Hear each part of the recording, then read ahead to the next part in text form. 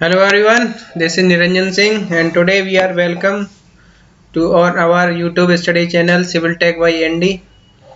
और आज हम लेके आए हैं आपके लिए स्ट्रेंथ ऑफ मटेरियल का क्वेश्चन सीरीज का पार्ट 1 को हम ऑलरेडी अपलोड कर चुके हैं और पार्ट 1 का आप हमें रिस्पांस दीजिए, कैसा लगा आप सभी को कमेंट बॉक्स में ज़रूर लिखिए हमें, और हमारे चैनल को ज़्यादा से ज़्यादा लोगों में शेयर कीजिए और इसको सब्सक्राइब कीजिए, लाइक कीजिए वीडियोस को, और आने वाले जो भी वीडियोज है उनका नोटिफिकेशन पाने के लिए बेल आइकन को दबाना ना भूलें।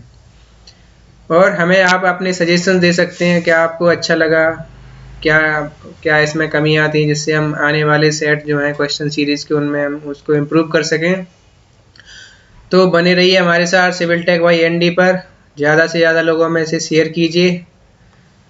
चलिए आज की क्वेश्चन सीरीज को स्टार्ट करते हैं। The first question of this series is if a composite bar of steel and copper is heated then the copper bar will be under. यानी कि अगर हमारे पास कंपोजिट कोई सेक्शन है, यानी कंपोजिट सेक्शन में क्या है, एक बार आपने स्टील का यूज किया है,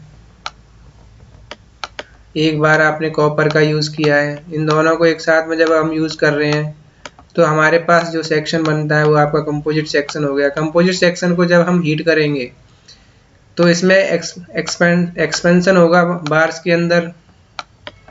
तो बेसिकली जो स्टील बार्स होते हैं वो तो अंडर टेंशन होते हैं, टेंशन वर्क करते हैं, अंडर टेंशन एक्ट करते हैं, और जो कॉपर बार्स होते हैं वो अंडर कंप्रेशन, यानी कि इनमें जो है खिंचाव ना होके कंप्रेस होते हैं ये बार अगर इसको हीट करेंगे। तो कॉपर बार का बेसिकली पूछा गया कि कॉपर बार में क्या होता है, तो अंडर कंप्रेशन हमारे कॉपर बार्स होते हैं, और जो अंडर टेंशन होते हैं, टेंशन जो मतलब विकृति शो करता है वो आपका स्टील होता है, और जो कंप्रेशन का वो शो करता है वो आपका कॉपर बार होता है। So option A is the correct answer of this question. Next question है आपका, the plane of maximum obliquity is inclined to the major principal plane at an angle of। Major principal plane से जो minimum angle होता है वो आपका 45 degree का होता है, और मैक्सिमम जो होता है वो आपका 135 डिग्री का होता है। एंड जो मैक्सिमम ऑब्लिक्विटी का फॉर्मूला जो होता है, थीटा की जो वैल्यू होती है, थीटा मैक्स की अगर वैल्यू बात करें हम फ्रॉम द प्रिंसिपल प्लेन, वो आपका π/4 प्लस 5max/2, ये आपका मैक्सिमम ऑब्लिक्विटी का फॉर्मूला होता है from the major principal plane से। तो इसके अकॉर्डिंग ऑप्शन सी जो है वो आपका करेक्ट हो जाएगा, π/4 प्लस 5max/2। और अगर मिनिमम के लिए हमें अगर फॉर्मूला लगाना होगा तो थीटा मिनिमम की जो वैल्यू होगी आपकी π/4 माइनस हो जाएगा आपका minus 5max/2। So option C is the correct answer for this question. Next question है आपका, if a prismatic bar of area A is subjected to load P, the maximum shear stress and its inclination with the direction of load R। यानी कि suppose आपके पास एक कोई prismatic बार है, इसको आपने P लोड से आप इसको सब्जेक्ट कर रहे हो, P लोड इस पर लगा रहे हो, कंप्रेशन भी हो सकता है, टेंशन भी हो सकता है, इसको आप शो नहीं किया गया है। तो मैक्सिमम शियर स्ट्रेस की वैल्यू क्या होती है, तो मैक्सिमम शियर स्ट्रेस की जो वैल्यू आती है, टाउ मैक्स की जो वैल्यू होती है इसमें, वो बेसिकली जो होती है P/2A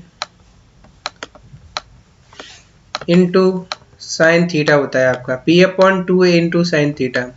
तो अगर टाउ मैक्स कब होगा, जब साइन थीटा की वैल्यू क्या होगा, साइन 2 थीटा होता है, साइन 2 थीटा। तो थीटा की वैल्यू अगर हम 45 रख दें, यहाँ पे थीटा की वैल्यू अगर 45 रख दें तो टाउ मैक्स की जो वैल्यू होगी वो आपकी क्या हो जाएगी, P/2A, क्योंकि साइन 90 की जो वैल्यू होगी वो आपकी 1 हो जाएगी।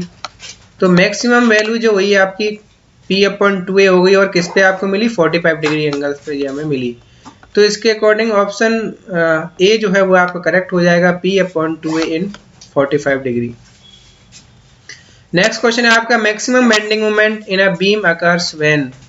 यानी मैक्सिमम बेंडिंग मोमेंट किसी बीम में कब अकर होता है, जब आपका जो शियर फोर्स है, सपोज शियर फोर्स पहले पॉजिटिव हुआ, फिर पॉइंट पे आके ये नेगेटिव में चला गया, तो ये क्या कर रहा है, अपनी वैल्यू को चेंज कर रहा है, पॉजिटिव से नेगेटिव जा रहा है।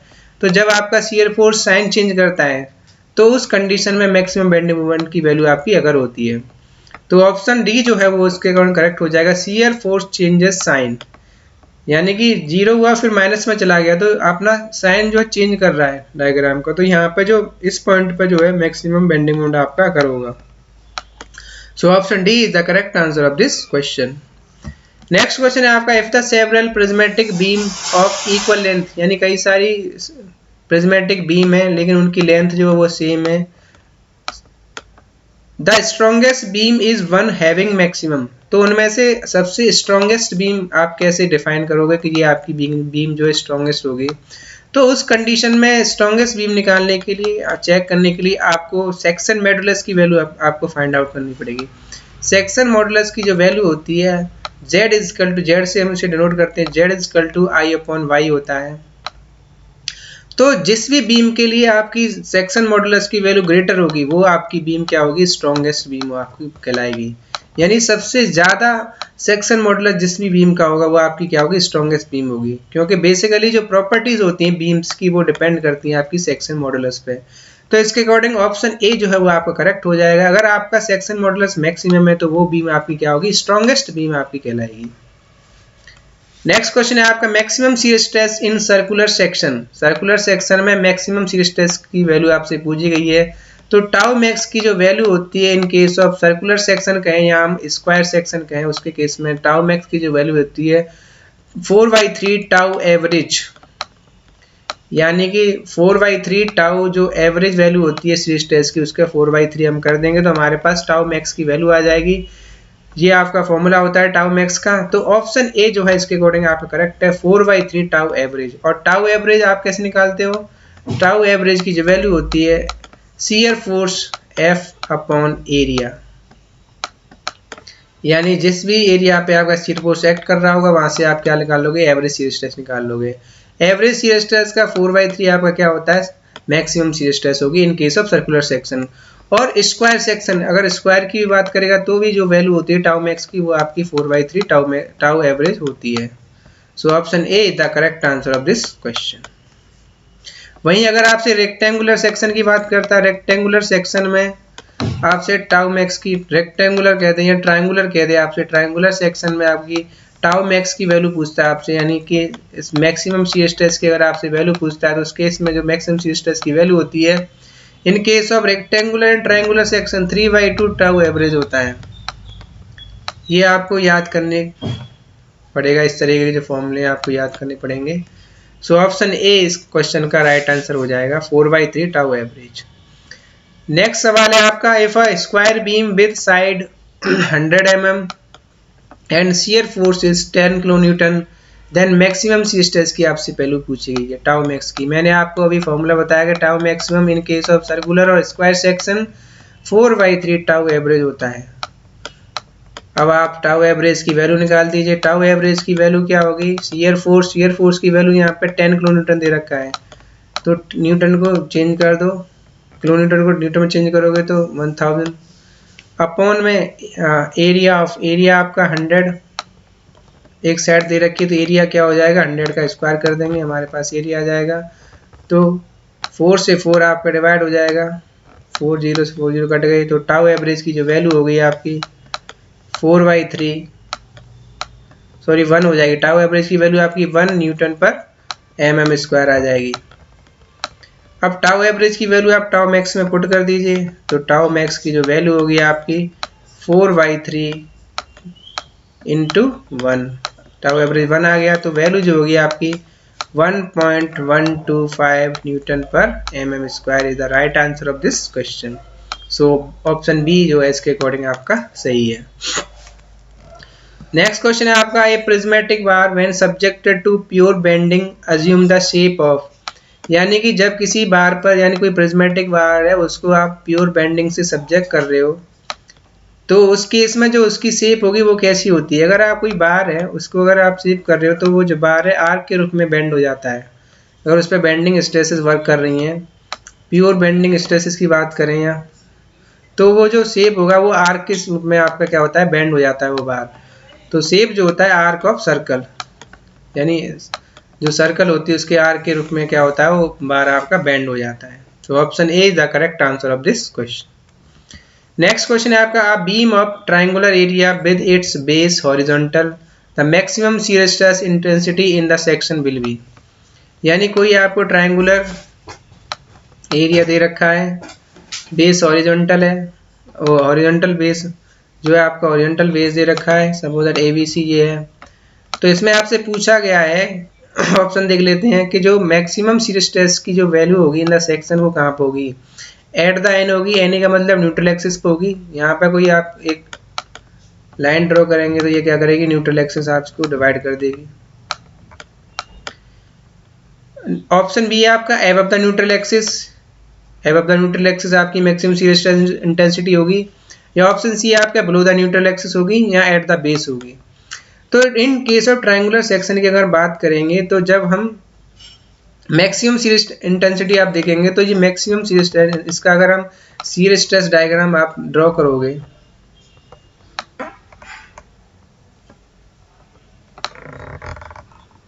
तो यहाँ पे क्या होता है, ये टाउ मैक्स होता है, टाउ मैक्स निकल के आता है। तो एबव द एन यानी एबव द न्यूट्रल एक्सिस अगर हम जाएंगे तो हमें क्या मिलेगी, मैक्सिमम शीयर स्ट्रेस इंटेंसिटी हमें मिलेगी in case of triangular section. तो option B is the correct answer of this question. Next question है आपका, a beam of uniform strength has at every cross section same. यानी कि आपका जब आप एक बीम यूनिफॉर्म स्ट्रेंथ की कब कही जाएगी, तब उसमें क्या होगा, डिफ्लेक्शन होगा, या ऑप्शन बी आपका बेंडिंग मोमेंट सेम होगा थ्रू आउट द सेक्शन, या आपका बेंडिंग स्ट्रेस सेम होगा, या आपकी स्टिफनेस सेम होगी। यानी कि कोई बीम आपकी यूनिफॉर्म स्ट्रेंथ की तब कही जाएगी जब जो बेंडिंग स्ट्रेस है थ्रू आउट द सेक्शन वो आपकी क्या हो, सेम हो। यानी कि स्ट्रेसेस की जो वैल्यू है चेंज नहीं हो through out the section. Suppose जो कोई बीम है आपकी, तो इस पर सेम बेंडिंग स्ट्रेस अगर वर्क कर रही है through out the length, through out the section बात करें तो जो आपकी जो बीम की स्ट्रेंथ होगी वो क्या होगी, यूनिफॉर्म स्ट्रेंथ की बीम आपकी कहलाएगी। So option B is the correct answer of this question. C is the correct answer of this question. Next question है आपका, two beam, one is square and other is circular, have equal area of cross section if subjected to bending. यानी कि दो आपको section दिए गए, एक आपका स्क्वायर सेक्शन है, दूसरा आपका सर्कुलर सेक्शन है। तो इनमें आपको बताना है कि ऑप्शन ए आपका सर्कुलर इज मोर इकोनॉमिकल होगा, या स्क्वायर इज मोर इकोनॉमिकल होगा, या बोथ आर इक्वल स्ट्रॉन्ग होंगे, या बोथ आर इक्वल स्टिफ होंगे। तो मैं आपको बता दूं कि अगर आपको सर्कुलर और स्क्वायर दोनों आपको एक साथ दे रखे हैं तो उस केस में जो सेक्शन मॉडुलस होता है वो आपका स्क्वायर सेक्शन का ज़्यादा होता है with respect to circular section. तो यानी जेड की वैल्यू स्क्वायर के केस में आपकी ज़्यादा होती है, सर्कुलर के केस में कम होता है। तो जो आपका स्क्वायर है वो आपका ज़्यादा स्ट्रेंथ का होगा और मोर इकोनॉमिकल होगा। तो square is more economical than circular section. So option B is the correct answer of this question. Next question है आपका, a portion of beam between two section is said to be in pure bending when there is. यानी कि कोई beam section आपको दे रखा है, to section दे रखे हैं, वो प्योर बेंडिंग में होंगे। कब होंगे, जब आपका ऑप्शन ए है कांस्टेंट शियर फोर्स होगा एंड जीरो बेंडिंग मोमेंट होगा, या ऑप्शन बी है आपका कांस्टेंट बेंडिंग मोमेंट होगा या कांस्टेंट शियर फोर्स होगा, ऑप्शन सी आपका कांस्टेंट बेंडिंग मोमेंट होगा और जीरो शियर फोर्स होगा। तो कोई भी बीम का जो पोर्शन है, टू सेक्शंस का जो पोर्शन है बीम का, suppose that A B C, ये आपके टू सेक्शंस हो गए बीम्स के, ये आपके इन प्योर बेंडिंग होंगे जब क्या होगा कि कांस्टेंट बेंडिंग मोमेंट हो और शियर फोर्स की वैल्यू आपकी जीरो हो। यानी कि बेंडिंग मोमेंट आपका चेंज नहीं हो रहा हो, कहीं पर कांस्टेंटली आपका जा रहा होगा, तो वो बीम आपकी क्या होगी, प्योर बेंडिंग की कंडीशन में होगी। तो ऑप्शन सी जो वो आपका करेक्ट हो जाएगा, constant bending moment and zero shear force. यानी शियर फोर्स अगर डायग्राम इसमें बनाएंगे तो जीरो बनेगा, यानी एक लाइन आएगी,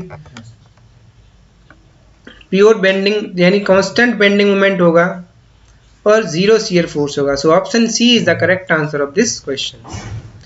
नेक्स्ट क्वेश्चन है आपका, slope at the end of simply supported beam of span L with a uniformly distributed load W per unit length over the entire Spain. यानी सिंपली सपोर्टेड बीम है कोई आपकी, इस पे उसने यूडीएल लगा दिया है, यूनिफॉर्मली डिस्ट्रीब्यूटेड लोड एक्ट कर रहा है डब्ल्यू पर यूनिट का, तो इस केस में आपके से स्लोप की वैल्यू पूछी गई है एट द एंड पर। इस तरह से कोई शेप बनेगी इसकी, यहाँ आपका थीटा होगा ये स्लोप। तो स्लोप की जो वैल्यू होती है अगर आपका सिंपली सपोर्टेड है और यूडीएल से आपका वो है, तो स्लोप की जो वैल्यू होती है WLQ अपॉन 24 EI आपकी स्लोप की वैल्यू होती है इन केस ऑफ सिंपली सपोर्टेड। अगर आपकी सब्जेक्टेड है यूडीएल से, यूनिफॉर्मली डिस्ट्रीब्यूटेड लोड से। वहीं डिफ्लेक्शन की जो वैल्यू होती है आपकी WL/4 5 अपॉन 384 EI। ये बेसिकली आपको याद करने पड़ेंगे। सो इसके अकॉर्डिंग ऑप्शन सी जो वो आपका करेक्ट हो जाएगा। वहीं अगर आपसे कॉन्सेंट्रेटेड लोड कह देता कि कॉन्सेंट्रेटेड लोड W लग रहा है आपका सिंपली सपोर्टेड बीम पे, तो स्लोप की जो वैल्यू होती है आपकी वो आपकी WLQ अपॉन 16 EI हो जाती है। और डिफ्लेक्शन की जो वैल्यू होती है आपकी WL/4 अपॉन 48 EI हो जाती है। W यहाँ पे ध्यान रखना है कि W पर यूनिट में होना चाहिए। अगर W आपका कैप्स में दे रखा हो तो W को WL से बनाना पड़ेगा आपको। तो 48 EI हो जाता है अगर in case of concentrated load. So option B is the correct answer for this question. Next question है आपका, if the length of a simply supported beam carrying a concentrated load at the centre, यानी concentrated load लग रहा है centre पे। Concentrated load at the centre को अगर double कर दिया जाए, यानी W की वैल्यू को 2W कर दिया जाए, तो उस केस में डिफ्लेक्शन एट द सेंटर क्या होगा। अगर सपोजेड कॉन्सेंट्रेटेड लोड W लग रहा है, उस केस में जो डिफ्लेक्शन की वैल्यू होती है इन case of simply supported beam, वो आपकी होती है WLQ अपॉन, यहाँ पे कैपिटल W कॉन्सेंट्रेटेड लोड की बात कर रहे हैं हम यहाँ पे, तो WLQ अपॉन 48 EI हो जाएगा। और जो वैल्यू है W की वो कितना आपको इंक्रीज कर रहा है, 2W आपको इंक्रीज कर रहा है।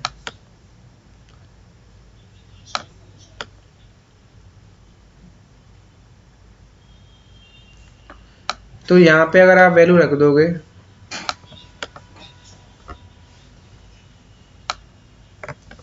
W इंटू W किसका होगा, स्क्वायर करना पड़ेगा आपको, U करना पड़ेगा, तो आपसे जो वैल्यू आएगी वो आपकी 8 टाइम्स आ जाएगी। So option B is the correct answer of this question. If the length of simply beam carrying a load at the centre is double, यानी लेंथ को डबल कर रहा है आपकी, W को डबल नहीं कर रहा है, यहाँ पे थोड़ा मिस्टेक हो गई, लेंथ को डबल कर रहा है आपकी, तो L इक्वल टू 2L हो जाएगा। 2L की वैल्यू अगर आप यहाँ पे पुट कर दोगे तो 8WLQ अपॉन 48 EI आ जाएगा,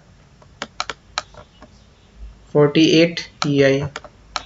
सो option B is the correct answer of this question. Next question है आपका, a laminated spring is given an initial curvature because. Laminated spring आपने देखी होगी, ट्रक वगैरह के नीचे जो स्प्रिंग्स लगी रहती हैं वो लैमिनेटेड होती हैं। बेसिकली 1 बाई 1 प्लेट्स को क्या करते हैं, एक दूसरे के ऊपर रख के हम क्या करते हैं, ये लैमिनेटेड स्प्रिंग बनाते हैं, या इसको लीफ स्प्रिंग भी बोलते हैं, LEAF भी कहीं कहीं आपको लिखा मिलेगा। लीफ स्प्रिंग बोलते हैं या फिर लैमिनेटेड स्प्रिंग बोलते हैं। ये बेसिकली क्या करती है, बेंडिंग स्ट्रेसेस जो आती हैं ट्रक वगैरह या ट्रैक्टर वगैरह में आपने देखा होगा, व्हील्स को क्या करते हैं, सस्पेंशन में रखती हैं। ये सस्पेंशन, व्हील्स को सस्पेंडेड कराती रहती हैं, सस्पेंशन में रखती हैं, जिससे जर्क वगैरह ज़्यादा नहीं लगता है। बेसिकली इस तरह की स्प्रिंग जो होती है लैमिनेटेड स्प्रिंग होती हैं। तो इनको कर्वेचर क्यों दिया जाता है, इस तरह का कर्वेचर। अगर इस तरह का कर्वेचर आप इसको नहीं देंगे तो क्या होगा, स्प्रिंग आपकी फ्लैट हो जाएगी। जब इसको आप डिजाइन लोड से सब्जेक्ट होगी तो ये क्या करेगी, फ्लैट हो जाएगी, चौड़ी हो जाएगी एकदम से। इस तरह का अगर सेफ नहीं होगा तो ऑप्शन ए जो है वो आपका करेक्ट हो जाएगा। Spring becomes flat when it is subjected to design load.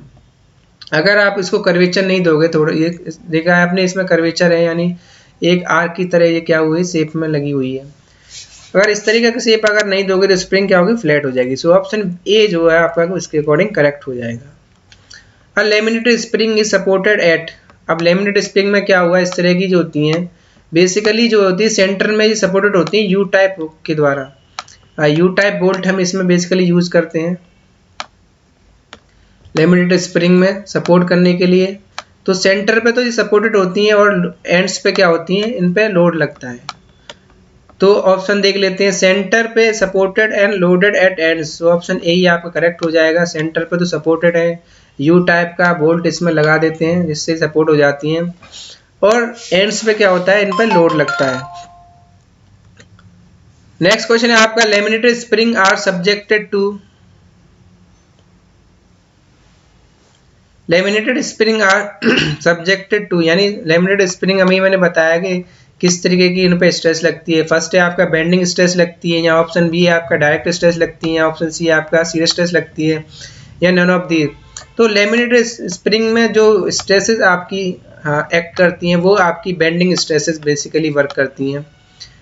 तो इस तरह से आर्क की शेप में क्या होती है, बेंड हो जाती हैं। तो ऑप्शन ए जो आपकी करेक्ट हो जाएगा, bending stresses are subjected in laminated spring. Next question है आपका, buckling load for a given column depends upon. Buckling load जो है किसी भी कॉलम का किस पर डिपेंड करता है, तो बकलिंग लोड की जो वैल्यू होती है पी पाई स्क्वायर, ये फॉर्मूला हम यूज करते हैं बकलिंग लोड निकालने के लिए, पाई स्क्वायर ई आई अपॉन एल इफेक्टिव का स्क्वायर होता है।